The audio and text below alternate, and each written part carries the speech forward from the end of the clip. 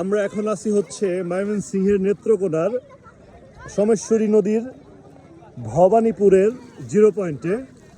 এইটা কোনো অংশেই সুনামগঞ্জের চেয়ে কম না।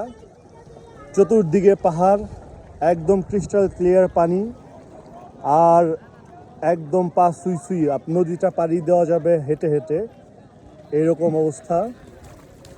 এখানে নৌকায় করে খুব ইজিলি চলে আসতে পারবেন। আর বিজিবি বর্ডার গার্ড নদীর এই পার পর্যন্ত, এই নদীটা পুরাটাই হচ্ছে বাংলাদেশের মধ্যে পড়েছে। আর ওই যে চতুর্দিকে যে পাহাড় দেখা যায়, সেই পাহাড়গুলা হচ্ছে ইন্ডিয়া। আর এখানে পাথুরে, নদীর তলদেশটা পুরো পাথুরে এবং হচ্ছে লাল বালি। তো এই নদীর পানি পুরোপুরি হচ্ছে একদমই ফ্রেশ।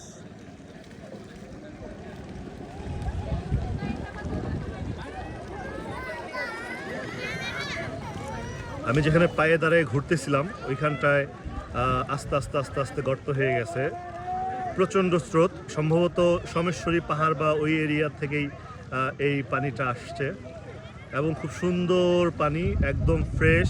মানুষজন যেহেতু এখনও খুব একটা জানে না, তো নদীর মধ্যে এখন পর্যন্ত বেশ সব কিছুই ঠিকঠাক আছে। এই যে দেখতে পাচ্ছেন পাথর,